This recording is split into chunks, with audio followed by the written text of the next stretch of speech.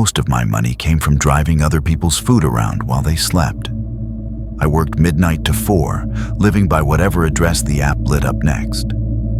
Around 1 in the morning, I got a simple order: a single fried chicken combo for a customer named Darren at the edge of town, with one note under instructions: "Bring inside.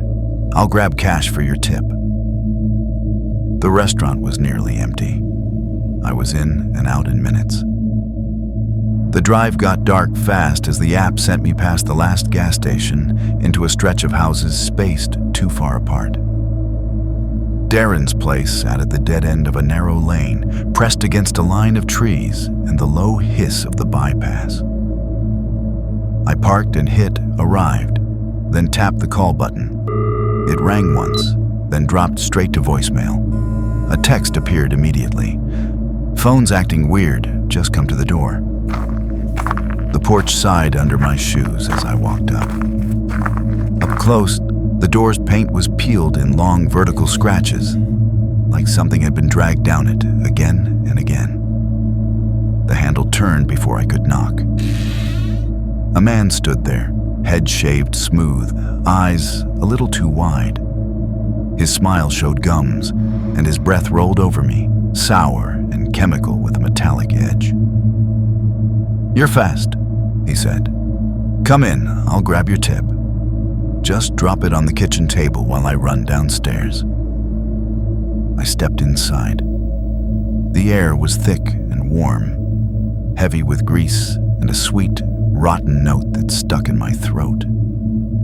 A single nightlight glowed weakly in the hall, doing more to fatten the shadows than clear them. He pointed toward the kitchen, then vanished through a half-open door. His footsteps thumped down a wooden staircase and faded. I set the bag on the sticky kitchen table and listened to the fridge hum too loudly. The air felt thicker, so I drifted toward the flicker of the living room. On the TV, a newscaster moved in silence, and beside the screen, the sliding glass door stood cracked a few inches, leaking a strip of cold air and a faint, uneven buzzing.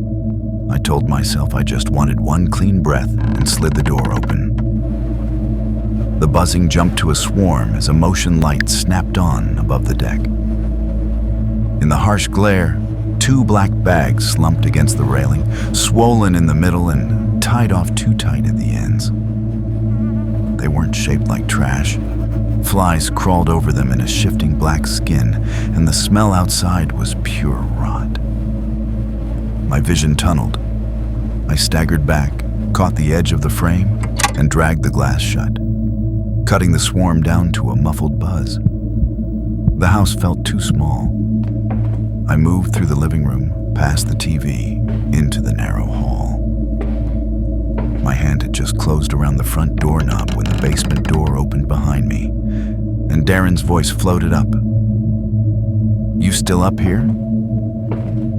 He stepped into the hall with a folded stack of bills and stopped when he saw me at the door. "Going somewhere?" he asked. "Just checking if I locked my car," I said, hearing the lie shake. His eyes flicked past me toward the back of the house, to the deck light I'd left on. "You didn't go outside, did you?" His voice was flat. I said no. He came closer and set his free hand on my shoulder, fingers damp and heavy. "You sure?" he murmured. I tore free, yanked the door open, and stumbled onto the porch. By the time I hit my car, he was running after me with a length of metal, but the engine caught, and I left him shrinking in the mirror. 2 blocks away, I called 911. Later, I heard they'd found what I thought was in those bags. I deleted the app, but when I reinstalled it weeks later, the first new order already preferred a driver who comes inside while they find your tip.